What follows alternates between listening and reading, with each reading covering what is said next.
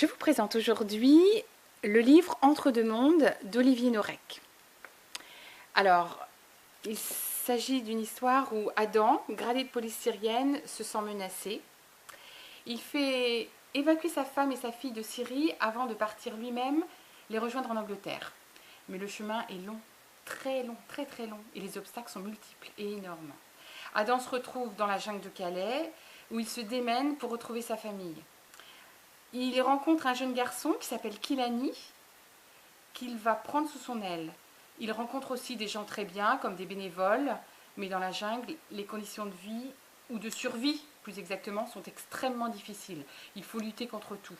Le froid, le dénuement, la saleté, la maladie, et se méfier des trafiquants en tout genre, prêts à tout pour survivre, ou pour certains, profiter de cette misère extrême et de cette zone de non-droit qu'est la jungle de Calais, où la violence est omniprésente.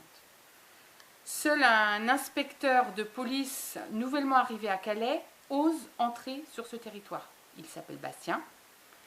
La vie de Kilani est menacée. Il faut sauver cet enfant.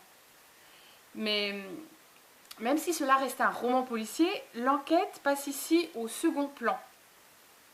C'est la description de cette fuite et aussi de ce territoire perdu qu'est la jungle de Calais qui est intéressante. Beaucoup mieux décrite qu'un reportage, car on s'attache aux personnages qui ne sont pas du tout binaires, que ce soit du côté des flics, des migrants, des bénévoles.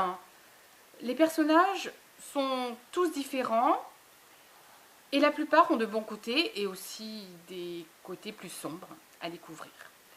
C'est un roman bouleversant dont on ne sort pas indemne, je crois, et il pose aussi beaucoup de questions sur les relations humaines, sur les relations entre adultes et enfants, sur les frontières, l'acceptable aussi et l'inacceptable.